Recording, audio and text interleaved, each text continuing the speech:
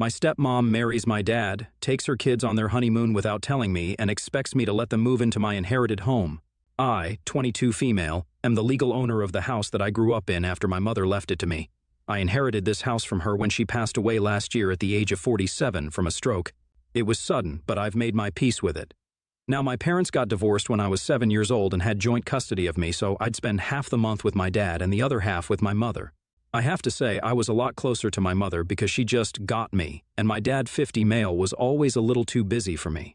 I felt like I never had his full attention because it was either work or women for him. I don't think he ever treated me as a priority as such, but I was okay with it as long as I had mom. A couple of years back, right after I turned 18 and started college, my dad decided to move to Houston for work. So we started seeing less of each other, and we'd only meet around the holidays.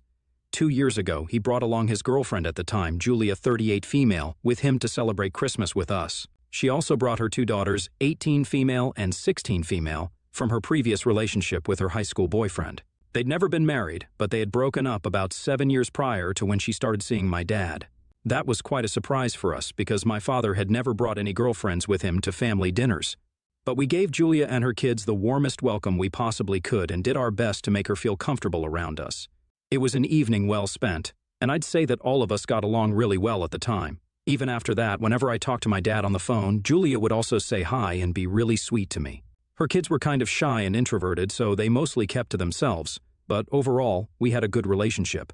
After my mother passed away, I found out that she left the house to me.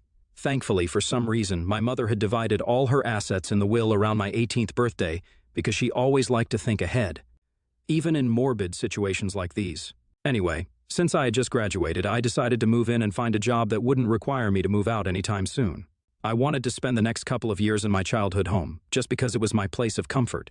My father wasn't too pleased with my mom's decision, and he made sure that I knew about it. After he found out about the will, he and Julia had been very sweet and supportive around the time of the funeral. But my dad had been a little morose when he realized he wasn't getting the house back. This house was the one that my parents had purchased together back when they first got married, but my mother took over during the divorce. It was a fair deal because he got out of paying alimony even though my mother had given up her career to stay home and raise me so that my dad could focus on his job. So I believe that my mother taking the house in the settlement and letting my dad go without alimony was completely fair. She worked her way up afterward with a little help from her parents and even made sure that I never felt sidelined or unimportant. She did both jobs well, and I didn't think it was fair for my dad to be annoyed that he didn't get the house back. He didn't talk about it much, but I could sense from his behavior that he wasn't pleased with that. I didn't care at the time because I was still grieving my mother, and my dad being annoyed at her will was the least of my worries. She'd left all her wedding jewelry to him, and all the gifts he'd given her as well, so that should have been enough for him. He went back to Houston with Julia a few weeks after the funeral, and since then, I've been living on my own here. However, about 6 months ago, my dad told me that he was now engaged to Julia and he wanted to get married where his home was. So, he was coming back here for the weeks leading up to the wedding because staying in a hotel when there was a house with enough spare rooms just didn't make sense. Their daughters were also homeschooled, so they wouldn't have a problem with schools either. I agreed with him, so I agreed to let them all move into my house and stay with me before the wedding for a couple of reasons. I was sick of living on my own, and I did get along well with Julia, so I didn't think there was anything wrong with letting them live with me. My dad had also promised to split all the bills with me while they were living here, which meant that I didn't have to worry about overspending on that either. And so, they moved in here with me about a month ago and have been staying here since then. It was nice having them here, and I felt a lot less lonely than I used to earlier when I was living by myself. I believed that I could get used to this. I was even dreading the day they would all leave and go back to their normal lives, because that would mean I'd have to resume my normal life by myself as well. But then, 2 weeks ago, 3 days before the wedding, my dad sat me down and asked me if I'd be willing to let them all move back here permanently. I didn't see that coming at all, but he explained that he'd come back here to make me feel a little more comfortable with the idea of being part of a family and living with them. Since he didn't like the idea of me living all alone in this house, he planned to ease me into it. Now that he thought I was getting along well, he wanted to know if I'd be willing to turn this into a permanent thing. I wanted to say yes immediately, but then his behavior when he learned that he wasn't getting the house back kind of threw me off. As much as I would have loved to make it a permanent arrangement, I didn't think it was such a good idea so soon, and I didn't want to make the mistake of acting on my emotions.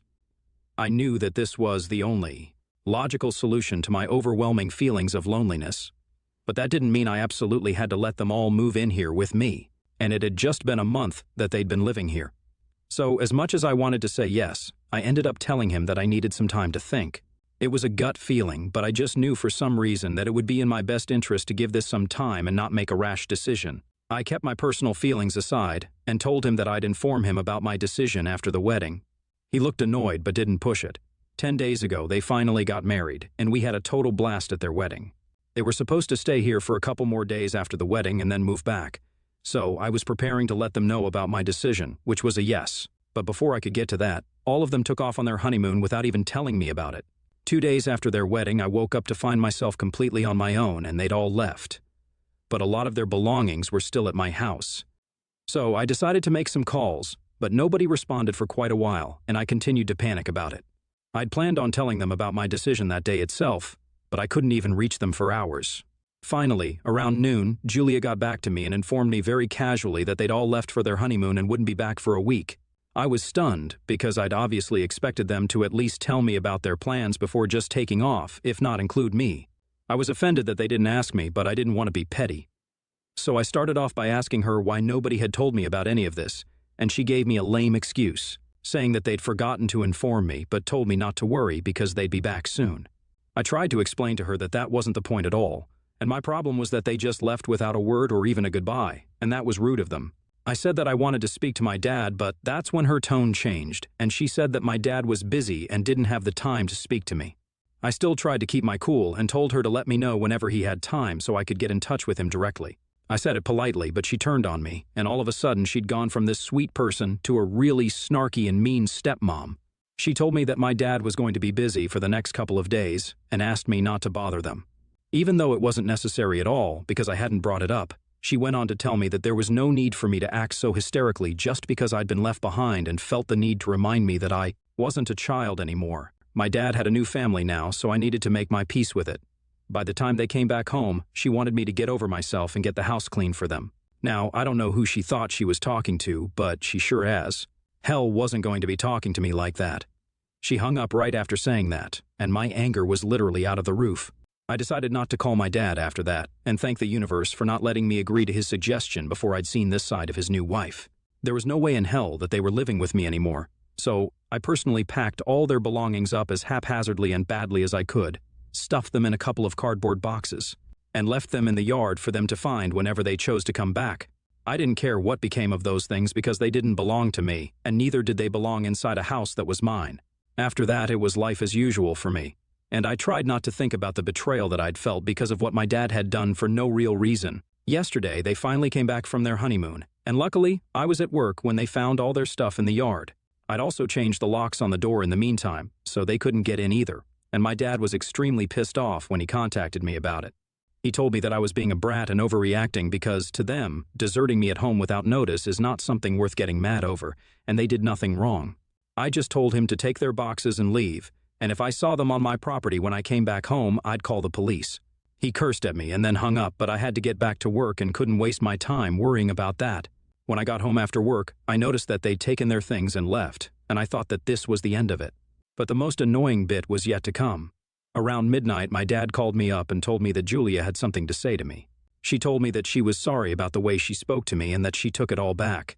She'd love to have a second shot at making amends with me, and she didn't want to be on bad terms with me over something so petty. I told her to shut the hell up and leave me alone because I didn't need her fake apologies. I'm not a fool, and I could tell why she suddenly wanted to play happy family now that I wasn't going to let them live with me anymore. If she had any regrets, she wouldn't have waited for so long to realize that she'd messed up and would have apologized right after the phone call that day, or even during her vacation for that matter. I'm sure my dad isn't sorry either, but when he realized that I wasn't going to forgive them, he decided to go all sentimental on me and told me that I was being heartless by not allowing them to live with me. He said that he was willing to split all the bills with me if I let him move back in, but he wanted to live in this house since it reminds him of my mother. So it would be really selfish of me to kick them out like this without thinking of what the repercussions of that might be, because he'd only come back to feel closer to my mother apparently. He even said that Julia had just been in a bad mood that day and didn't mean anything she said, and even her kids missed me, so they wanted me to allow them to come back and let them have a fresh start here. But I wasn't having any of it. I'd always known that my dad had his eye on this house ever since the divorce, and now that I'd seen this side of Julia, I didn't want to risk anything. So I told him that they could go back home because I wasn't changing my mind. Then, out of nowhere, my dad started bawling his eyes out on the phone and accused me of being the most selfish daughter ever because I couldn't even let him live in the house he'd spent the happiest days of his life in over a silly little disagreement that I'd had with Julia, and because they hadn't taken me with them on their honeymoon. Which wasn't even the whole reason. He said that I was being petty and mean and that my mother would hate this ugly side of mine. ITA for not letting my dad and his new family move back in with me after his new wife was rude to me and they didn't ask me to. Accompany them on their honeymoon vacation? Update 1. The comments on my original post were definitely a reality check. I don't think some of you all needed to be that rude about it, but I get the point everyone was trying to make. For the most part, I stuck to my decision and didn't let my dad move back in because, very frankly, he just doesn't deserve it. He's been nothing but awful to me so far, and I don't need any more of that in my life. It was nice while it lasted because both he and Julia were very sweet to me initially. But once I told my dad that I still needed time to think, their real colors started to show. They probably ran out of patience and thought that they could intimidate me into letting them live with me, but unfortunately, I'm not that weak. I'd rather be lonely than end up spending my time with the wrong people. I shouldn't have let them come here at all because his reaction when he learned that the house's ownership had been transferred to me and not him should have been enough for me to realize how materialistic and selfish people can be when it comes down to it. As for Julia, I'm glad that she chose to pick a nonsensical fight with me and ended up messing things up for herself on a grand scale. Because had she not said that, we would have all been a happy family now, or I guess we could have been. But that will never happen because I'm not falling for their fake behavior again. I was lonely, I missed my mom, and all my grandparents had passed on already. So, I needed a family to be my support system, but these people are definitely not up for that job, and I'm relieved I realized that before it was too late. It's been a couple of days since they left, but my dad's been calling me regularly and keeps texting me because I'm not answering his calls. He thinks that I should at least give them one last chance at fixing things, but they don't deserve it. They blew their one chance, and if I give them another one, I'm sure they'll blow it too. And that will backfire on me more than anyone else. So, it doesn't make sense to take that risk. I feel bad that I'm treating my dad like this, but there's not much I can do in such a situation. You reap what you sow, and in his case, he never bothered to put in much of an effort with me. So he doesn't get to complain when he realizes that I'm not going to make life decisions based around him and his feelings, because he never did that for me. Update 2. So apparently my dad's not just insistent, but he's pretty desperate to move in. Guess why? Because he didn't take a break from his job like he'd claimed to. He'd been fired a couple of months ago before his wedding and had been living off of his savings so far, which was plenty. But now, after an extravagant wedding and a lavish honeymoon, he'd finally told Julia that they couldn't afford to go back once again and try their luck in Houston because he wouldn't be able to afford rent there. Julia had quit her job to be a stay-at-home mom after she met my dad, so she couldn't help. So now they needed to find a place here, and my dad had just assumed that I'd let them live with me. Julia had no idea about any of this until he told her the truth, which is why she even bothered to apologize. So I was right about her not having any real regrets about her behavior. She's as fake as it gets, but that's the kind of wife my dad deserves anyway. He contacted me today and requested me to let them move in just a couple of days until he's able to find a proper job that pays well enough for him to be able to afford to move out. But I told him that I was going to do no such thing. They'd been nasty to me, and I didn't need that kind of negativity around me. He's a grown man. He should have known that if he didn't have a job, then he shouldn't have had such an expensive wedding followed by an equally fancy honeymoon. I understand the need to show that you're wealthy, but that's only for people who can actually afford it, and not for men with a stay-at-home wife and 2 teenage stepdaughters. He was well aware of his responsibilities, but he chose to ignore them, and that is not my fault, and I refuse to feel guilty for putting myself above him. They can sort things out for themselves because none of this is my problem anymore. I texted him back and told him the same things that I said here, but I tried to be a little more polite than I was here because I didn't want to come off as someone who was mocking him or whatever. But he chose to take it as a mockery of what he was going through and told me that I'd have to suffer for what I was doing to him. I don't know what to say to that, so I didn't respond to him because no matter what I say at this point, he's going to find a way to turn it around on me and blame me for it. So it's better to just not say anything and let him wallow in his misery. It's hardly my problem now. Update 3. My dad decided to leave the city today, but why would he ever leave without letting me know what a huge letdown I am as a daughter? He could have left silently, but he is who he is, and so is his wife, so they chose to make a whole thing of it. I last spoke to him about 3 weeks ago, but I didn't check up on him after that, and neither did he bother to reach out to me. But today, he and Julia both sent me texts saying that they were delighted to inform me that Julia's ex-boyfriend had decided to sponsor their trip back home and was even going to let them all back because he'd suddenly realized that he needed to see his daughters too. Julia had full custody of her daughters, and her ex did pay child support, but he was always a little too busy to make time for his kids. He'd waited long enough for Julia and my dad to sort their situation out on their own, but when he realized that they were useless, he offered to clean up their mess himself, which is great for his daughters, I guess.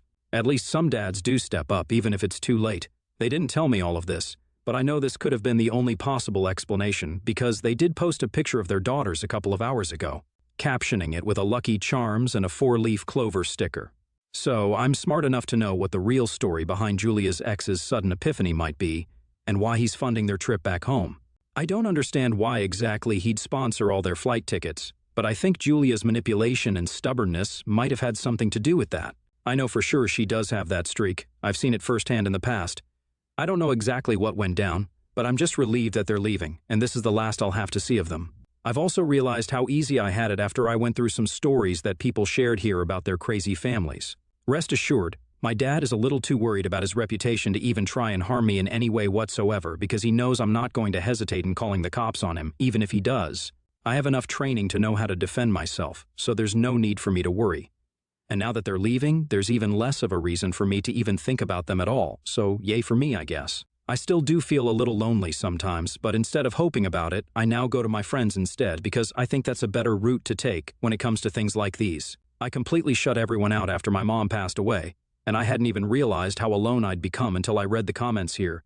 It's going to take a while, but I'm going to try and make the best of my life now because I do have a stable job, I make a decent income, and I have my own house, which is not something a lot of people my age have, and I'm really grateful to my mom for it. I have great friends who care about me, and honestly, what more does a person need? If I get into trouble again, I'll just come back here, and I'm sure the wonderful people of Reddit are going to bail me out once again.